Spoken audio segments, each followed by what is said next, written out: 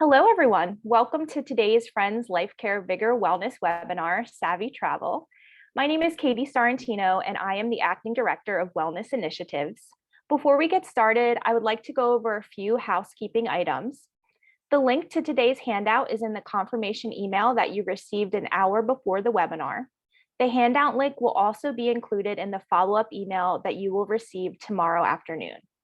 There's not a chat box for today's presentation, but we encourage you to submit questions by clicking on the Q&A box at the bottom of your screen. Run your cursor over the bottom of your screen and you will see a Q&A box icon. Would now like to introduce our speaker, Kevin Gibbons. Kevin has been teaching Savvy Living through webinars and in-person classes across the United States.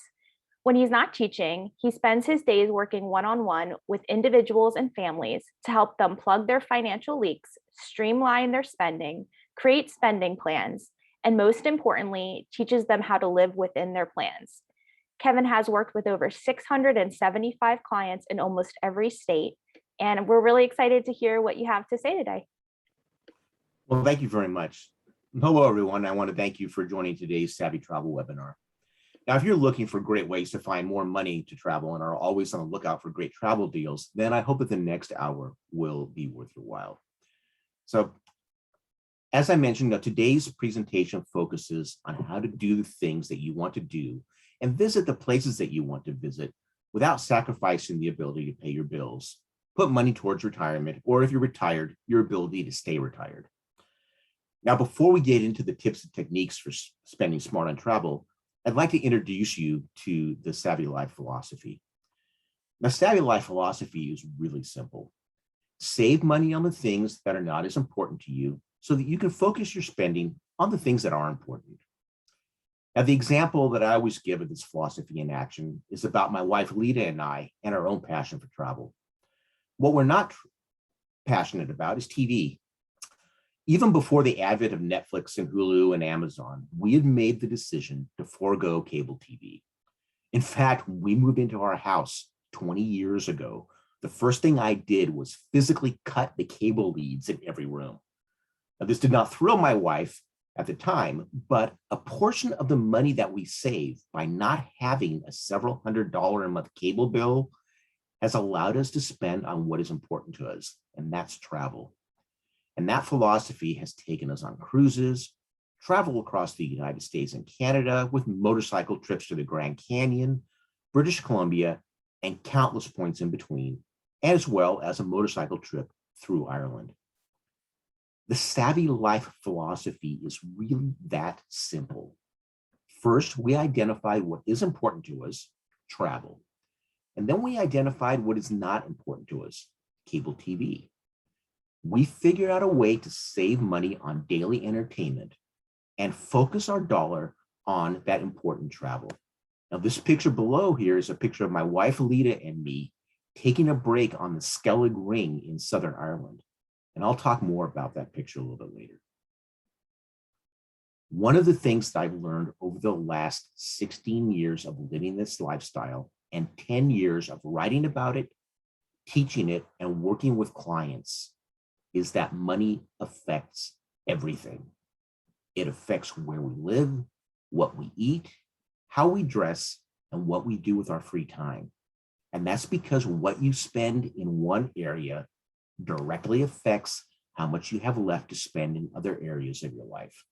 And this is why Melissa and I teach personal finance from a lifestyle perspective and focus not just on day-to-day money management, but also on your home, food, wardrobe, travel, and entertainment. But the reason that we focus on these areas specifically is because in our work with clients, we found that these are the areas where we most often overspend, but with the least amount of satisfaction. So what is living a savvy life? Living a savvy life is about having security and peace of mind by spending less than you make. It's knowing where you stand financially on a daily basis so that you can make smart money decisions. It's being penny wise on the things that are less important to you so you can spend money on the things that are more important. It's streamlining your wardrobe by buying and keeping clothes that you love. Now, this is especially true for men. We will fill the closet full of clothes that we don't remember or use. It's about dining on purpose, not because there's no food in the house. It's about turning your home into a sanctuary so it is a place to rest and recover, not a place that you want to leave from and go spend money. And finally, it's about enjoying travel even more because you've planned for it and you know that you can afford it. So living a savvy life allows you to do more of the things that you want to do mindfully and purposefully. Now, one of my favorite aspects of my job is to work with individuals and families to help them find additional money for their retirement and wealth building goals, while ensuring that they're able to enjoy their immediate future. And many of the people that we work with are still paying off student loans or mortgages or other expenses. And so when it comes time to finding money for travel, sometimes we have to get a little bit creative. Now, although you may be financially sound, the suggestions that I'm going to go over may be applicable to you as well. I mean, as far as I'm concerned, the more money you can save for travel, the more travel you can do. So let's look at finding money for travel. We'll start by plugging our financial leaks. Now, whether you're trying to save money for travel or not, plugging your financial leaks is absolutely crucial. So log on to your bank account and look through your credit card statements to make sure that the items that are automatically taken from your account every month or once a year are for items and services that you're actually using. Next, streamline your spending. Focus your spending on what is most important to you. Now, this is a recurring theme of living the savvy life. It really is key. Focus your spending on what is most important to you. So if you find yourself falling into the trap of walking into Target for toothpaste and walking out pushing a shopping cart loaded with items, then becoming very purposeful while shopping could end up being a gold mine for you. Now, I want you to make no mistakes. Melissa and I love Target. It's just that places like Target and Walmart and Costco that have such a wide breadth of products are prime candidates for impulse spending. So we need to get a handle on that. You do that by getting in the habit of only purchasing items that you need or absolutely fall in love with. You stop before you buy something and you ask yourself, do I really need this? Do I need it now? Am I in love with it? Next, look at setting up a dedicated savings account. And when it comes to travel, I'm a big fan of creating these dedicated savings accounts. You can have money automatically transferred into it on a monthly basis, and you will be amazed at how quickly that savings builds. And you can also contribute to it when opportunities arise. You get bonuses, tax returns, things like that. Now, if nothing else, you want to ensure that your travel savings is separate from your emergency fund. These two savings have two separate purposes. An emergency fund is for emergencies, which you want to save for, but will hopefully not come up. A travel savings account is actually a holding account because you expect that you're going to use that money. When you let the money commingle, it can get tangled, and very often it will also get emotionally tangled. So you may feel uncomfortable pulling from an account that is co-intended for emergencies, thinking that, wow, I'm taking this money to go travel. If an emergency comes up, I'm exposed.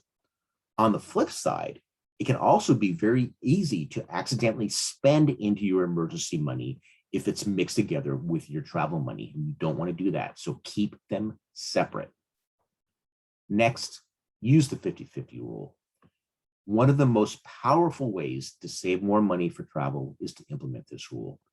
Now, the 50-50 rule we've talked about in other presentations, but it's really a basic, very powerful idea. This is the habit of whenever you receive a windfall, such as a tax refund or any type of rebate, anything like that, you put 50% of that towards your long-term savings. And the other 50% is yours to spend on anything you please, such as travel. So just make sure to deposit that money into your dedicated travel savings account to ensure that it is there for you to be used for travel and doesn't slowly get whittled away by other things by sitting in your checking account. Now, club savings cards can be a really fun way to save the money that you save. So what I want you to do is I want you to take the club savings card challenge. If you have a savings card for a grocery store or a cashback rebate on your credit card or your gasoline account, take the money that your receipt says that you saved. You'll go through your grocery store bill, you'll go buy your groceries, and then at the end it will say, congratulations, you saved $23.35. What I want you to do is take the money that your receipt says that you saved, go home and transfer that from your checking account to your dedicated savings account. This way, you're actually saving the money that you save. Now, why do we want to do this? One thing we want to do is we don't want to leave money sitting around in our checking account. Money left in a checking account has a way of disappearing into the ether at the end of the month. So at the end of your pay period, when you get your paycheck or you get your retirement check or Social Security, and you've paid all your bills and you have money left over, sweep that money out of your checking account when you get your next payment. Sweep that leftover money out of your checking account and put it into your travel savings account. So this ensures that you are focusing your money towards what you truly want. And it also helps you be highly motivated to stay focused on saving, because if you're able to save a little bit every month, then you know where that money is going to go. It's not just going to stay in the saving in your checking account and disappear somewhere. That money actually is going to serve a purpose. So take your leftovers at the end of your pay period, sweep them into your savings account, your travel savings account. Now, one of the aspects of savvy living is to live a streamlined life. From the clothes in your closet to the things around your home, the intention is to surround yourself with things that you absolutely love and not clutter up your life. So go through your home and declutter it. As you go through the process, look for items that can be sold at consignment stores or listed on Craigslist or eBay or what have you. So consider the items in your home, clothes, furniture, etc. Think of them as an asset. They're an inventory. If you have lazy assets hanging around, revive them. So we had a client that lived in Atlanta who was an attorney.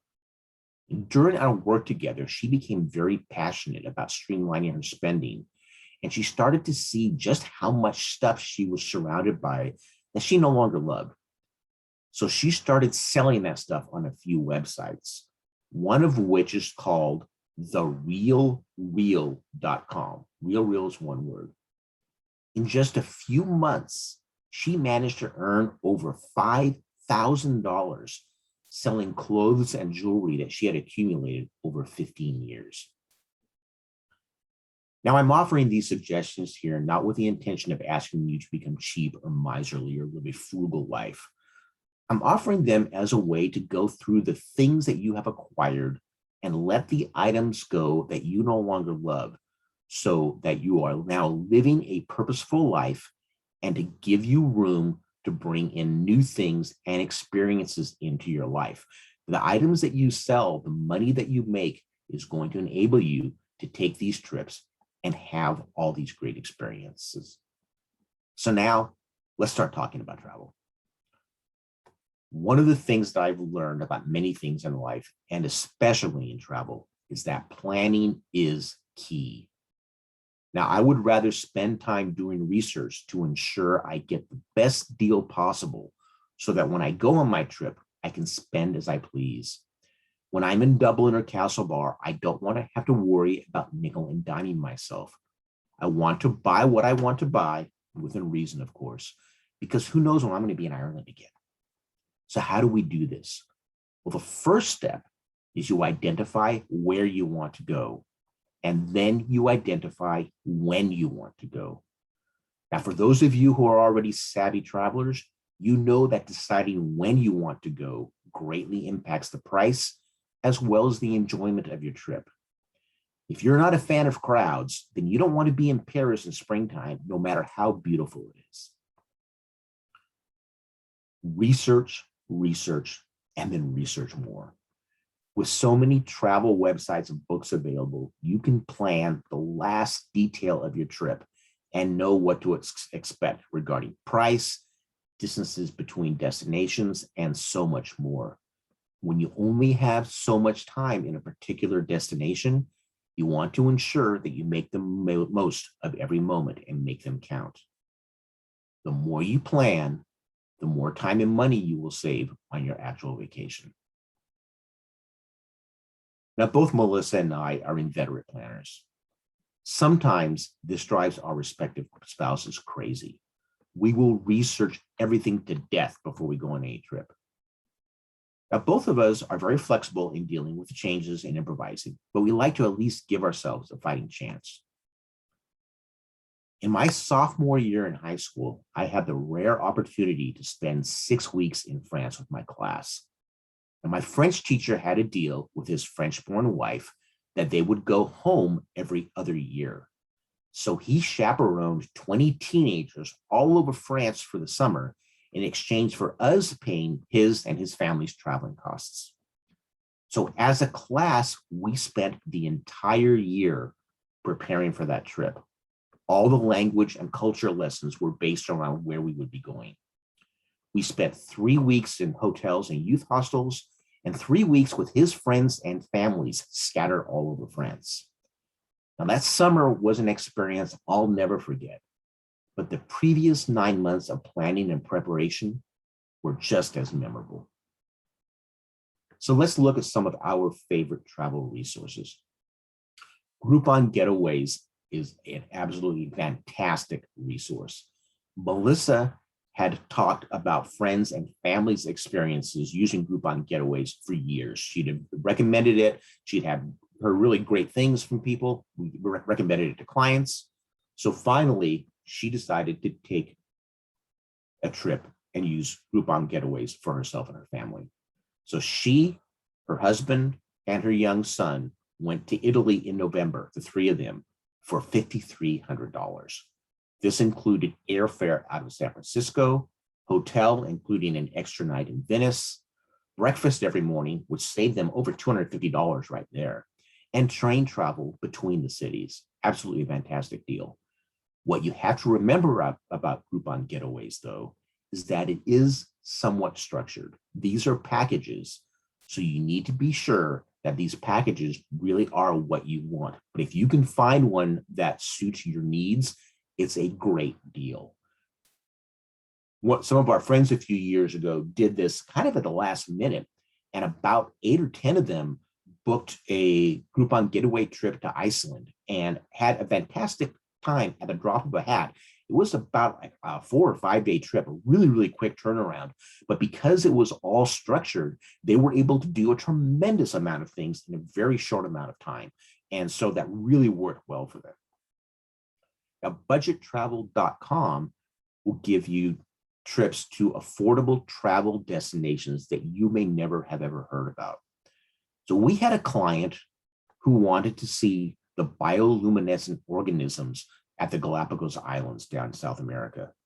Now, that's a very expensive, very complicated trip. It's a bit of a challenge to get down to Ecuador. And then from Ecuador, you have to take a boat trip out that I think is about a 3-day trip to get out to the Galapagos Islands and then do the diving and everything. And it's very complicated.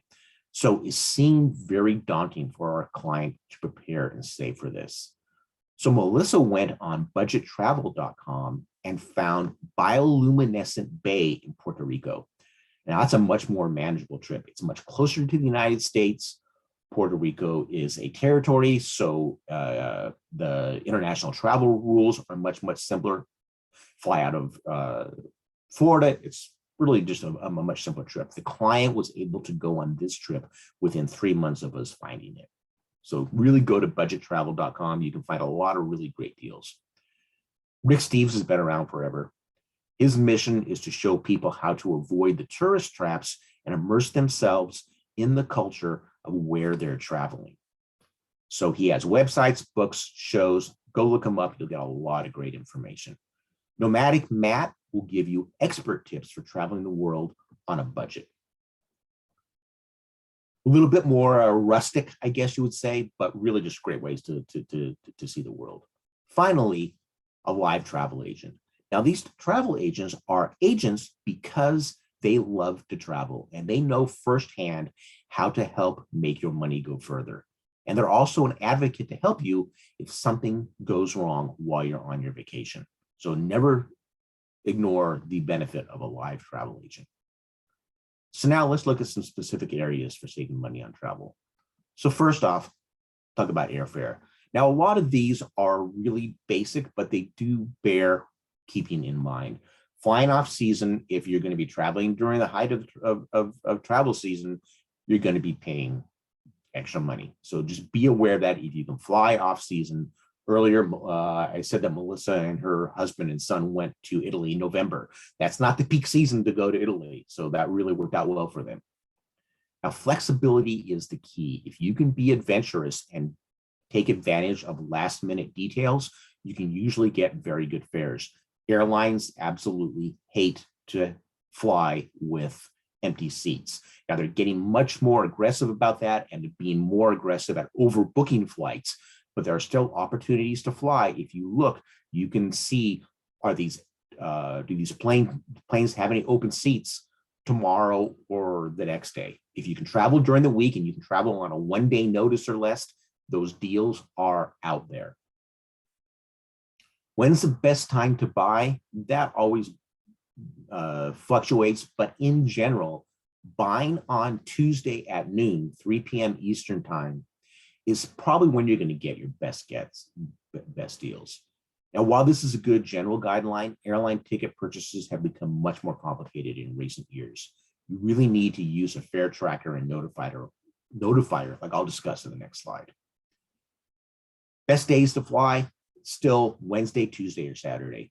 Business flyers typically travel out on Monday and back on Fridays, so those flights are usually full. Vacationers usually fly out on Friday and back on Sunday, so those flights are usually full. So flying on Wednesday, Tuesday, and Saturday are usually the best. Learn the tricks of frequent flyer programs. And there are so many programs and they change so often that we can't keep up with them for our books and our webinars. Find the one that you like with an airline you use a lot, and then learn all of the ins and outs. Having said that, we do have some good resources.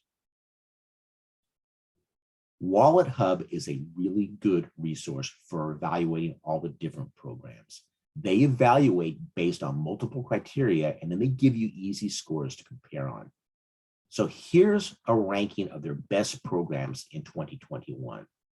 Now, the nice thing about Wallet Hub is that their review is clearly identified which program is best for specific purposes like redemption policy, airline coverage, and overall performance. So go check Wallet Hub, look at how they have reviewed the best programs, and pick one that meets your needs.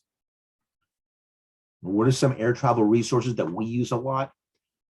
Airfarewatchdog.com is a really great one, and that will give you the deal and fare alerts like I talked about in the previous slide. You can put in and say, I want to travel this destination this time. It will canvass the participating airlines, and it will send you when airlines change their deals, and you can get alerts on where the prices are going up or down. Kayak has been around forever, and it's still one of my favorite resources. One of the things that I really like about Kayak is I live in the Bay Area. So there are at least 3, if not 4 international airports that are within reasonable distance to fly out of. With Kayak, it's very easy to look up all 3 of those international airports, and find the best one that's going to meet my needs. One thing about Kayak is that not all budget carriers are listed on Kayak and other conglomerate sites as well. So you'll need to go look at those sites independently. So for example, if you want to see how Southwest Airlines, what kind of deals they have, you're going to have to go to Southwest's website to get that information. Southwest does not put that information on Kayak. They intentionally want you to go to their site. But Kayak covers a lot of the major carriers, and it's a really great way to compare. Momondo is another site that does cheap airfare aggregates. So again, it's a really great place to go look for the best deals for airfare. Bayama is similar. It looks for affordable international flights. Now, finally, know when to use a travel agent. Maybe you don't want to use a travel agent for a flight into Las Vegas because those flights are ubiquitous.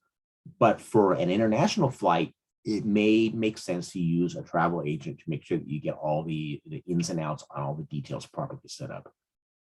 Another time to use a travel agent is if you're very busy.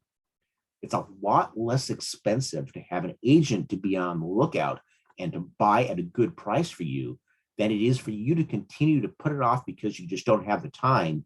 And then you pay too much by buying at the last minute. And this is potentially amplified if you're traveling with your whole family. It's one thing to say, oh, darn, I missed a deal. I've got to buy one ticket. It's another to say, oh, darn, I missed a deal. I've got to buy 4 or 6 tickets.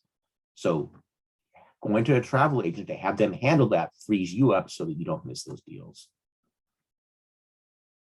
A lot of people have asked about travel insurance. Is travel insurance worth it? And in the past, I usually said no.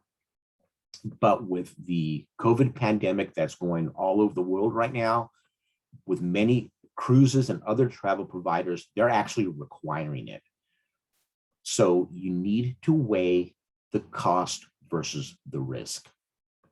It can be incredibly beneficial to have that insurance in case something goes wrong for any number of reasons. If you get a positive test and you have to postpone your travel for 2 weeks, or you just get an exposure for some reason and you don't even have the test going through yet and you have to reschedule, having that insurance can just save a huge amount of money, and it can save your travel, your vacation.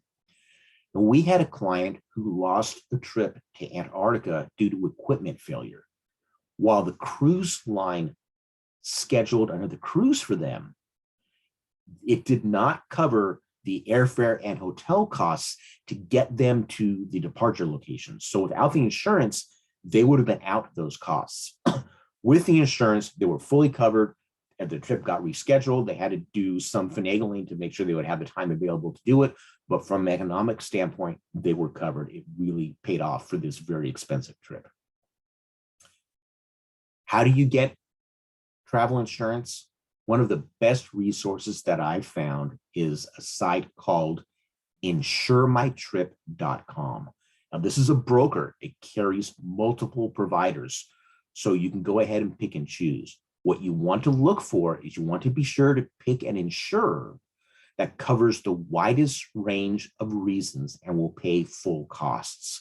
There are some insurers on there that are very cheap, but they don't cover everything and they don't cover all reasons. So you want to take a look for the ones that will cover the widest range of reasons that you feel like you can afford and will pay full costs for as many of the aspects of your travel plan as possible. Do I recommend it? Again, you go back to the whole thing for a trip to Las Vegas where your exposure may be $100-200 and the hotels in Las Vegas are very good about canceling. Maybe it's not worth it. You're taking a trip to Europe, you're taking a trip to Antarctica, someplace like that. Yeah, it's definitely worth it. Looking at accommodations. Again, we go back to Kayak. I'm a big proponent of Kayak. They're very simple to use and it's great. It lets you search multiple deal sites like Expedia and Priceline. And I say Priceline because William Shatner used to advertise this many years ago. You should note that Priceline has changed its name to Booking.com. So some old references might still refer to it as Priceline, Booking.com. So one of the other nice things about Kayak, besides looking at multiple sites, is that they let you search for hotels within a radius of a point of interest. So I used it a few years ago to find a reasonable hotel in Washington, D.C. that was near the Capitol Mall and the Smithsonian. I just said, I want to find one that's within 3 miles so I could walk it. And I found one that was within that location, very reasonable. Kayaks really is a great way to go look for deals. Hotels.com has last minute deals. They're a really great site. Trivago will compare deals on multiple bargain sites. So it actually canvasses Hotels.com, Expedia, Amoma, Travelocity, Orbitz, a whole bunch of them. Airbnb has gotten a bad rap over the years, and in some cases it's deservedly so, but you can stay at unique accommodations from local hosts. What you want to do is you want to do your research if you're going to be staying at Airbnb. You want to look for some place that has dedicated rooms and boards rather than just somebody occasionally renting a room out of a house. You want to look for positive reviews. You want to make sure that the reviews are reasonable and real. If all the reviews have the same wording, that's a trigger that they may be false. If they're all from certain locations that aren't real, you want to go check. So you need to do some digging, but Airbnb can be a really great way to go if you're smart about it. HomeExchange.com is another great resource.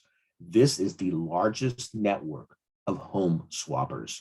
So for an annual membership of $150, you get as many swaps as you want in a year. And so what you're really doing here is you are staying in other people's houses. You're letting people stay in your house. So it's a closed community. They're vetted. There's some security to go around it. And now you're staying in neighborhoods. You're really experiencing the culture of where you're at. Finally, to save on accommodations, ask for a discount and just call and go online and ask at the desk. So Melissa's mom and her partner, Gary, love to golf. And they live in the Central California Central Valley. So they will often go away on spur of the moment for a weekend and just drive 6-8 hours to where there's a golf course and go find a hotel to stay. So they went to one weekend, they went to a hotel. They said, I want to stay for one hotel for the night. We're going to be golfing. Hotel receptionist said, yeah, well, there's a convention in town this weekend. We're pretty full up there. The best I can do is $200 a night. Melissa's mom thought, that's an awful lot. So she went out into the parking lot, got on her phone, and called the toll-free number for this hotel. Said, hey, I'm looking for a reservation at this hotel. Do you have anything? And on the toll-free number, the person said, yeah, we've got a $75 deal for this. Great, I'll take it. So Melissa's mom walked right back into the hotel where she was just quoted $200 by the receptionist and said, hello, my name is Jeanette Faria. I have a reservation. And she stayed for $75 a night instead of $200. Be bold. Ask for a discount. Ask for a senior citizen discount. Ask for an auto club discount. If you're a veteran, ask for a veteran discount.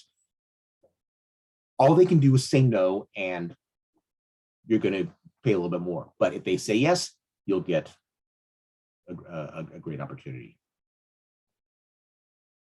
Cruises. Will cruises be back?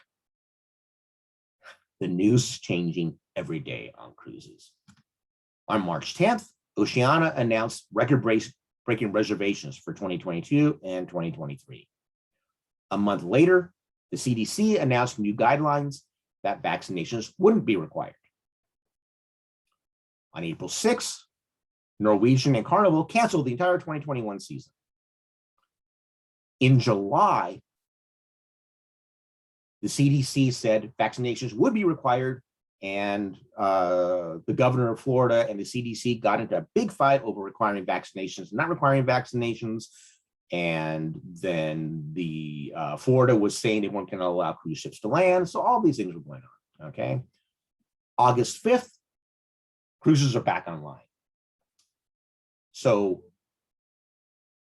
cruisesonly.com has a list of what the current requirements are, and they are changing all over the place. But if you go to cruisesonly.com, You can see which cruise lines are going cruises and are accepting guests, what the requirements are. Do you have to have a vaccination? What type of proof of insurance? Do you have to have a recent test? These things are changing all the time. Go to cruisesonly.com and you'll see what the latest standings are. Now, one thing that started back in the March, April timeframe is cruise lines started offering land-based cruises.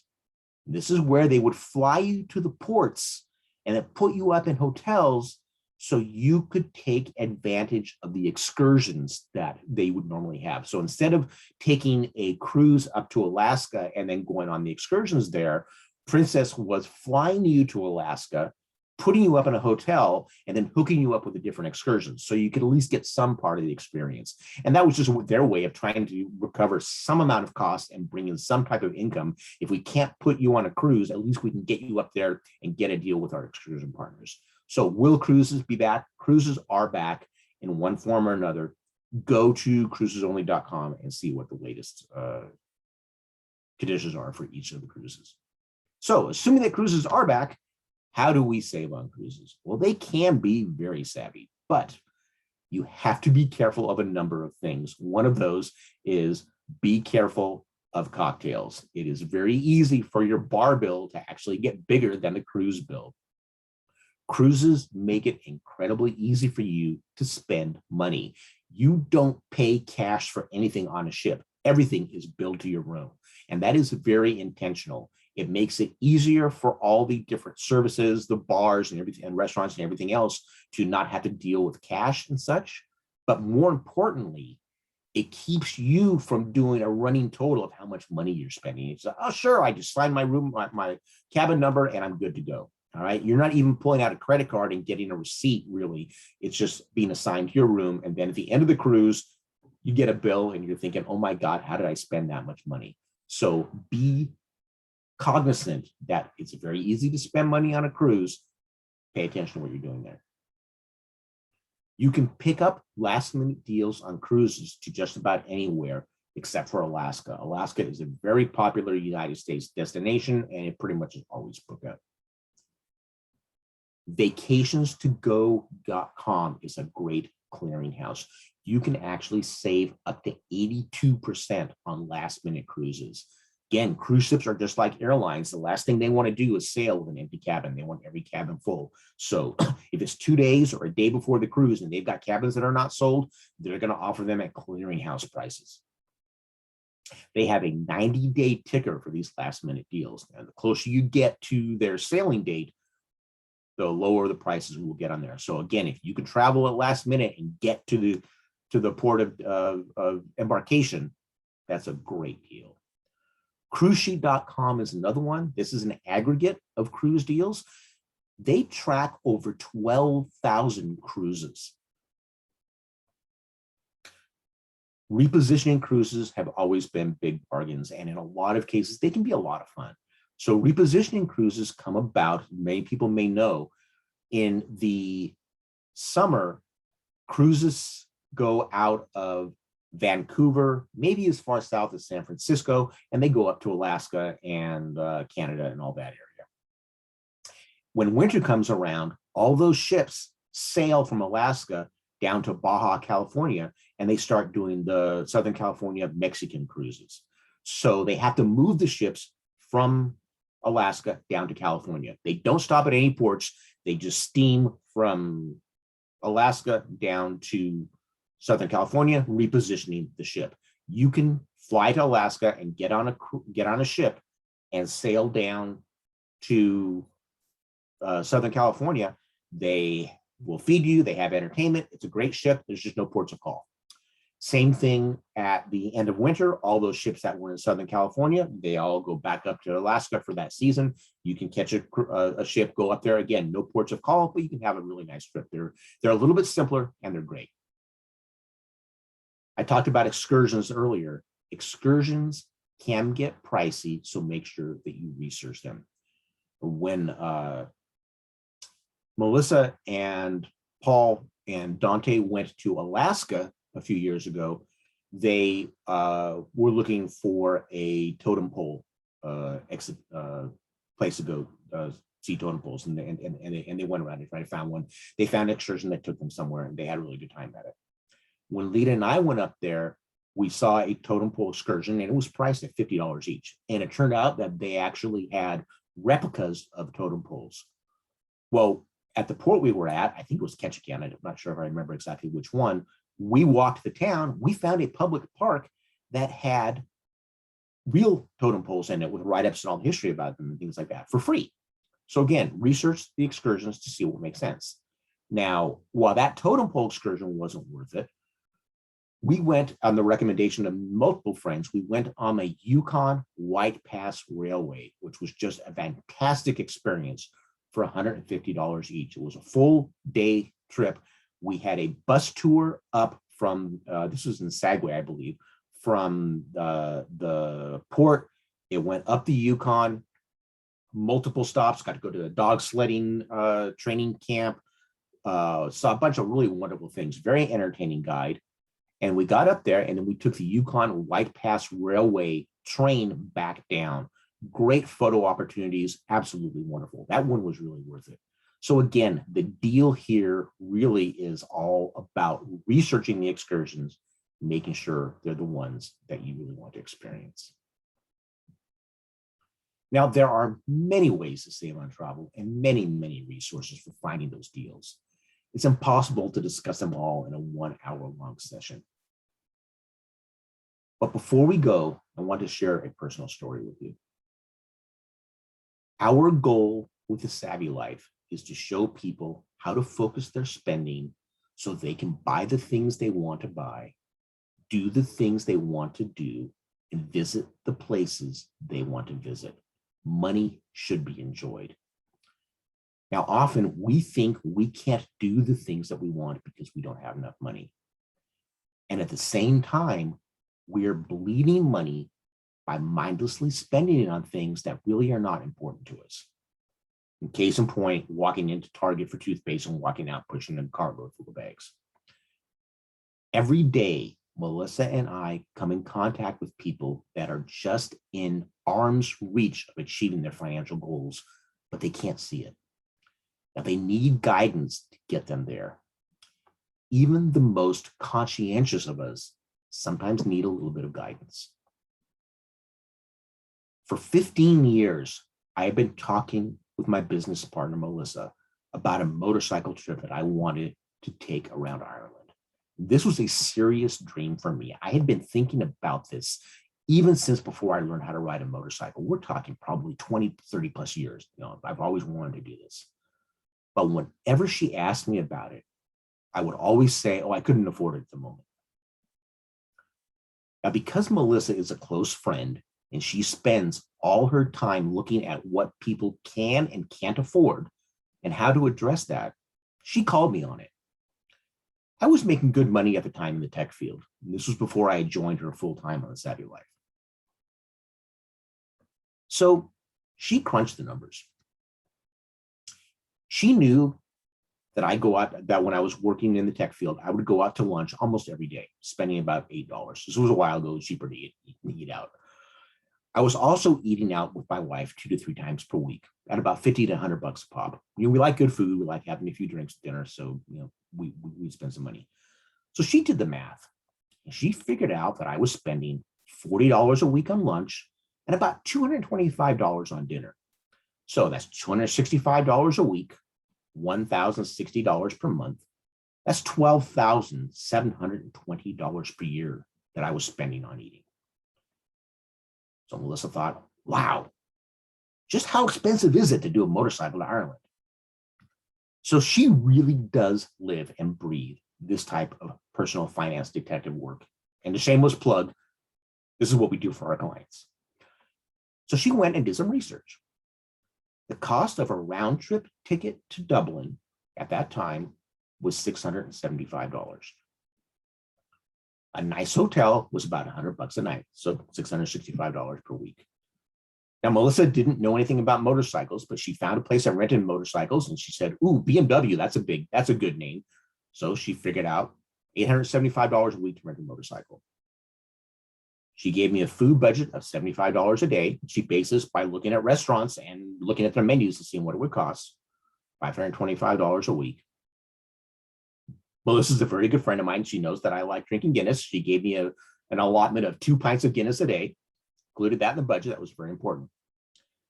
So the total for that trip would be $2,800, or a little bit less than $6,000 for me and my wife. Now remember, previous slide, I was spending $12,000 a year on food.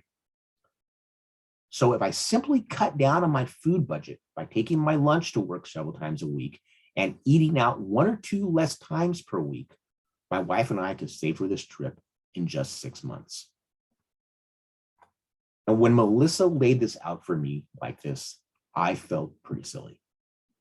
I consider myself to be fairly financially savvy. I've written a book on the subject, for Pete's sakes. I've been teaching people for several years on this. But here I was, blinded by my own habits. So we put our plan into action. We took a little bit longer to save a little bit more money. Wanted to increase that food budget. Like I said, Lee and I really like eating out. And we figured if we're going there, let's stretch the trip to 2 weeks. So my wife and I celebrated our 20th wedding anniversary riding motorcycles all over Ireland. We each rode our own rental bikes and literally rode all the way around Ireland, including getting lost in Northern Ireland for an evening. And remember, even with planning, you have to be able to improvise. So that picture at the beginning of the presentation, that was from day 10 of our trip. This one is from day 3 on the northeast coast of Ireland.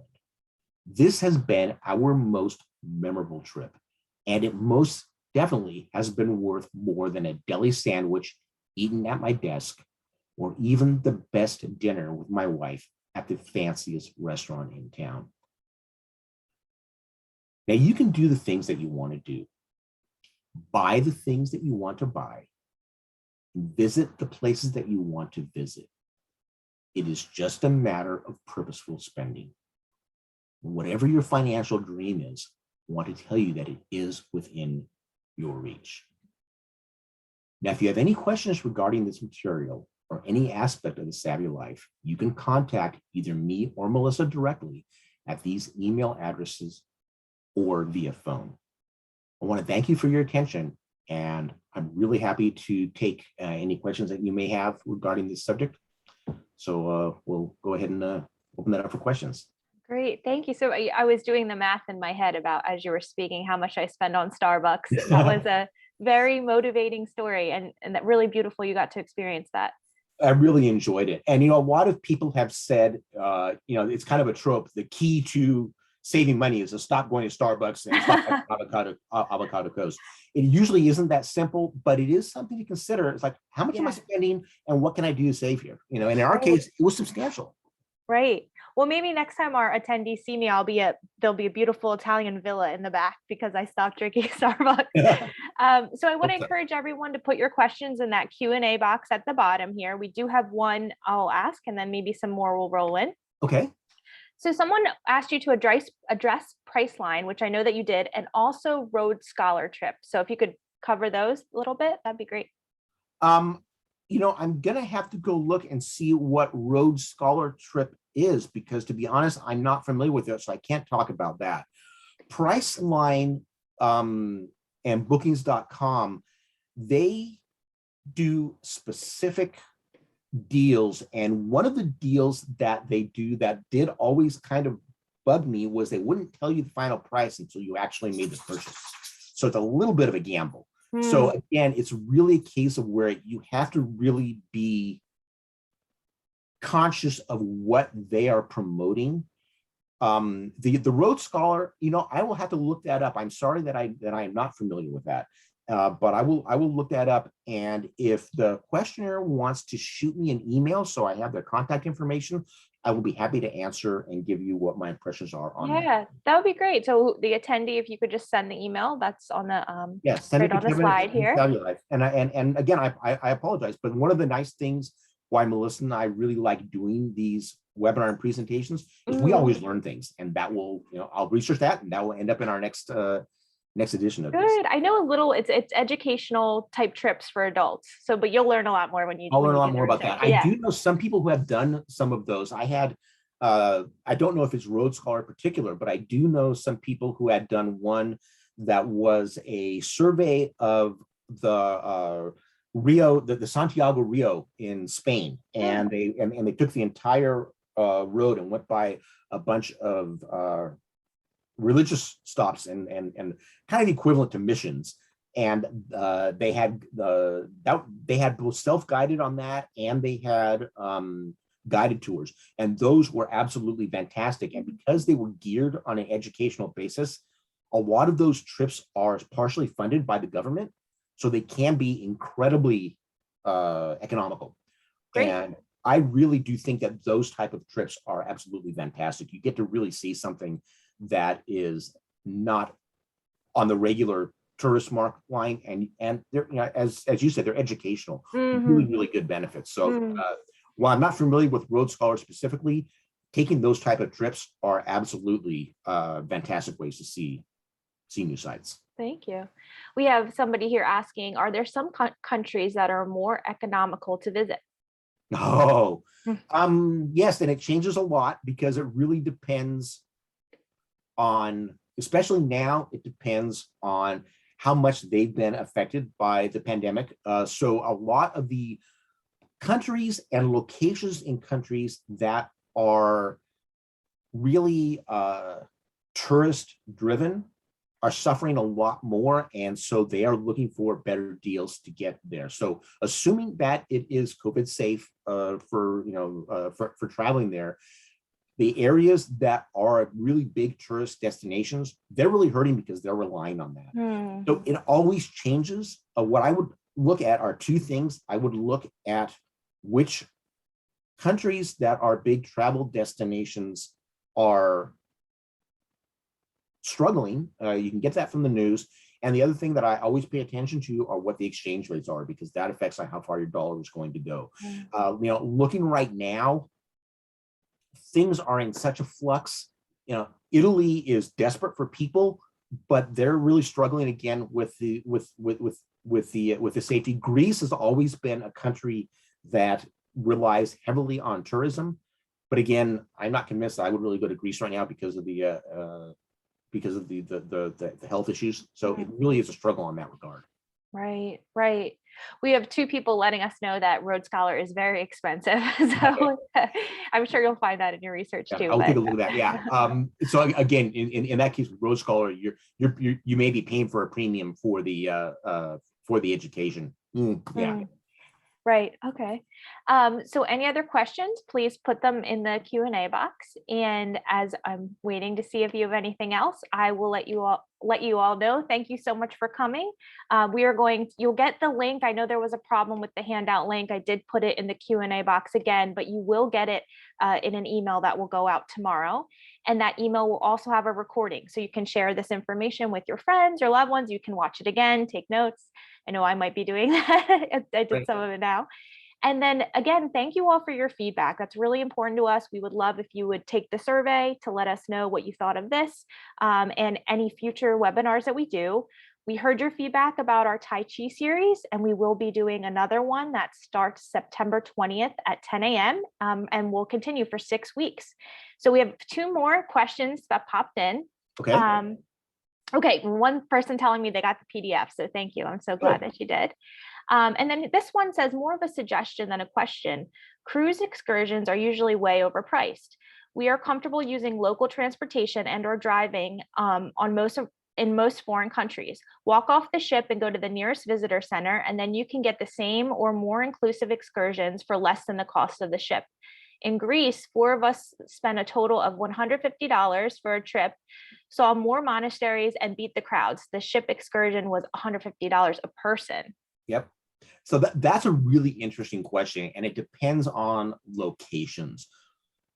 The cruise excursions, very clearly, the excursion company makes a deal with the cruise line to establish that relationship, and that will lead to higher prices. The other thing that it can do is it also can increase your safety, because if you're going with a major cruise line, they've vetted that excursion. Conversely, if you just get off the ship and I understand that you said you're going to the visitor center to get recommendations, so I don't want to neglect that fact. But if you just get off the ship and you go find somebody who is saying, "Hey, I'll take you around town to go do this," you may get ripped off, you may get kidnapped. I mean, it can be questionable. So it really depends. In general, deviating away from the very well-established tourist things increases your likelihood of seeing the real place, and that can be enjoyable. It does come with risks. So all I'm saying is, please be careful. This is another case of doing research rather than getting off the cruise ship and saying, "Oh, I'm going to go find an excursion." That's something you can research ahead of time and say, "Hey, does anybody out there know good, reliable guides to go do this?" And we can go and we can have fun. That will give you at least a little bit of a sanity check to increase your safety while getting a good deal. Yeah. I'll say that when my wife was in the Coast Guard, she was stationed in the Middle East during the Persian Gulf, and she had sometimes for some leave opportunities. She was in Bahrain. She just got off the boat and walked up to a taxi driver and said, "Here's $100. Take me around Bahrain for the day." When I found out about that, I was like, "Oh my God." It worked out great. She had a great taxi driver. He took care of her and everything was wonderful. But that's kind of a nightmare, risky thing to do. So you have to look at your own risk tolerance. Be advised, just be aware that you're a lot better off planning that ahead of time and identifying who you're going with and making sure that it's safe. That's the only concern I would say. Going out and finding other tourist opportunities, great. Just do it in a way that you have a little bit of safety. Yeah, I think that's a great tip from the attendee, along with your suggestion of research and risk assessment. That's perfect. Yeah. Okay, well, thank you again, Kevin. This was wonderful. I think we've all been dreaming about travel, and some of us are getting back to it. So this is really wonderful. And thank you all for attending. Look at that email from us. Take the survey if you have some time. And we look forward to seeing you next month for our webinar, Have Your Cake and Eat It Too. Well, great. Thank you all. Thank you so much. Take care. Bye.